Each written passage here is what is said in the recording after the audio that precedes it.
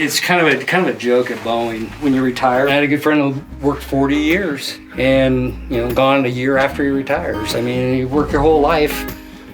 You need to do it. You need to enjoy it.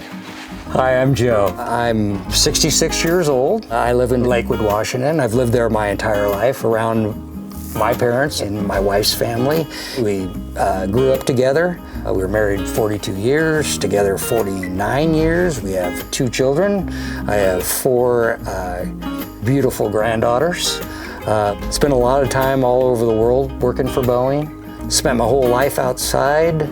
Pretty lucky, pretty lucky, pretty lucky.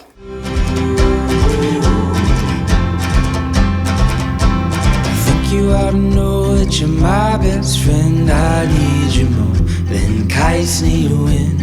We can go together till the very end. Getting lost with you is time well spent. Ooh, I'm glad that I found you. Ooh, I'm glad that I found you. Ooh,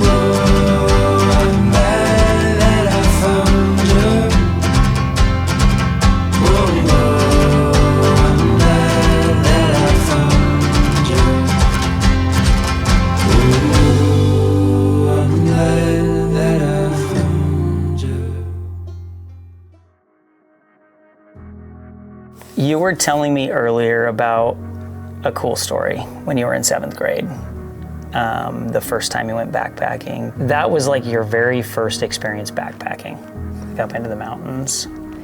When we were talking earlier, you made it sound like that's kind of a thread that's been through your life. How has that affected your life? Well, yeah, it was growing up, my parents sent us to Camp Field in Leavenworth, just below the enchantments. It must be Stewart Lake. We camped there one night, and then the next day we took a hike up to the pass, Stewart Pass, and spent the night there and came back. And what was I, 12, I think? And that cemented my outdoor life for the rest of my. It shaped my whole life. And I can remember up there there was no camp. We basically slept on whatever ledge you could find. Awesome. And that's how. And we didn't take tents because you couldn't pitch a tent up there. But I could just remember the Stewarts were so gorgeous in the sun and those warm summer nights, and everything turns golden. It's magical. I mean, there's so many people that don't experience that, and if they ever did, it would change their life for sure. Oh, yeah, you'd go, how can such beauty exist? And people don't see it. They just don't do it. They get carried away in their daily lives and lose focus. When you're in your daily life, the focus is important, obviously, but so is balance. I've never had another girlfriend. Tracy's never had another boyfriend. We've never dated anyone else. Thank God for me. First day of school, we were 15, and it's where I met Tracy. Fell in love with her the first time I saw her. When we first got married, we didn't have money. I didn't even have a job when we got married. Tracy had a job, I had a car. So we camped. It's cheap we had all through high school, we had an orange pump tent we'd camp in. And then after we got married, we moved up to a 4-man dome tent. And then when Josh came along, we got the 6-person dome tent. And then I bought a truck. We camped in the back with a silver canopy, no insulation, so it rained on you all night long from the condensation. I worked at Boeing, had a high demand job my whole career. I made it a real point of every year, no matter what, I took a month off every year. And we took off and went somewhere in the US. We've been to Ever National Park on the West Coast. We'd set up base camp, we'd explore that whole area for a week, and then we'd set up a new base camp. And that was kind of our pattern, and we did that ever since the kids were young, and all the way through they were done with college and move out the house, and it's something they remember, and they do. Something they remember. I don't know, it was perfect. It was the right thing to do.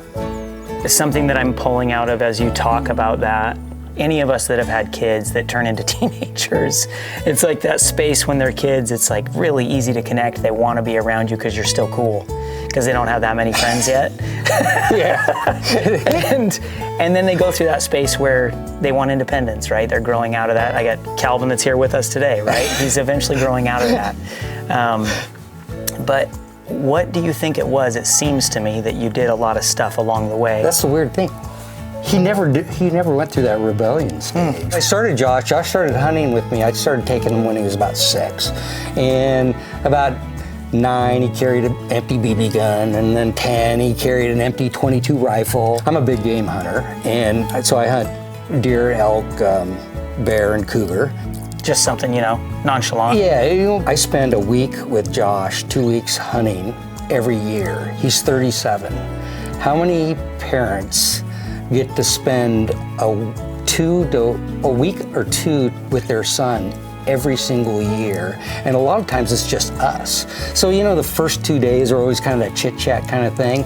But then when you get into day 5, 6, 7, and 10, then you're talking about deep stuff, right? And then you're talking about real life things. I wanted to get Jenny to go hunting too, because I always thought this cute blonde with ponytail, with a bow, it would be really cool. And I always wanted to do that.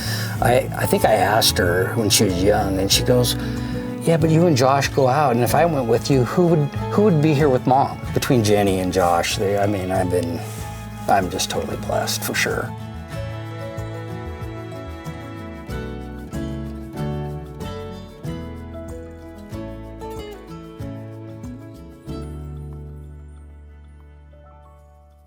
You never think when you get married, you never think about the back end, right? You just think about growing old. I wish I would have been a little bit more prepared. What do you mean? I just never thought about it. For some reason, I just thought we'd be 98 years old in bed, holding on to each other and just go to sleep. I just never really dawned on me. Really never dawned on me. The garage door's going up, and I see her get in the car. So I call her. I go, "What are you doing?" She goes, "Well, I'm going to go to the ER." And I go, "Well, what's going on?" She goes, "I'm turned yellow." And of course, she wouldn't let me tell the kids, and it took me a long time to get there. Finally, I called Josh at work. I said, "Hey, you need to go to the hospital." And the next day, pancreatic cancer.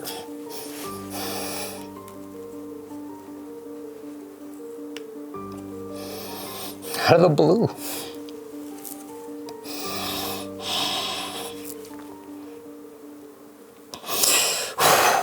You want to put the camera Ton of away for a bricks. second? We're okay. I just, Yep. It is what it is. But yeah, it was just total disbelief. Well, and of course, COVID. I get there finally at 2 o'clock in the morning. I can't, they won't let me in. So, yes, I broke the rules. So I find an open door and I snuck Josh in. And then Josh's job was to go find another open door somewhere else and sneak Jani in. And then, you had to be, 100 feet away from each other in the waiting room. So we had to sit apart from each other, but act like we didn't know each other. But we talked the whole time by texting. She had the Whipple, first robotic Whipple at St. Joe's, like 9.5 hour surgery. And then we did that. She did, full Pharynx and, and then of course, it just came back everywhere. They gave her a short time and it was about 19 months. It almost got to the point where they were kind of scratching their head, and they kind of named it smoldering pancreatic cancer because it just kind of didn't do anything for a long time. It's been 2.5 years since Tracy passed. And this whole thing is, things happen for reasons. And, you don't necessarily get what you want, but you always seem to get what you need.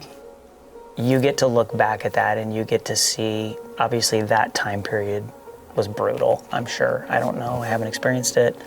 At some point, hopefully I go first and then my wife has to experience it instead of me. Maybe that's too selfish. Let me tell you something. That is selfish. And I literally thought I wanted the same thing just because I didn't want to deal with the pain.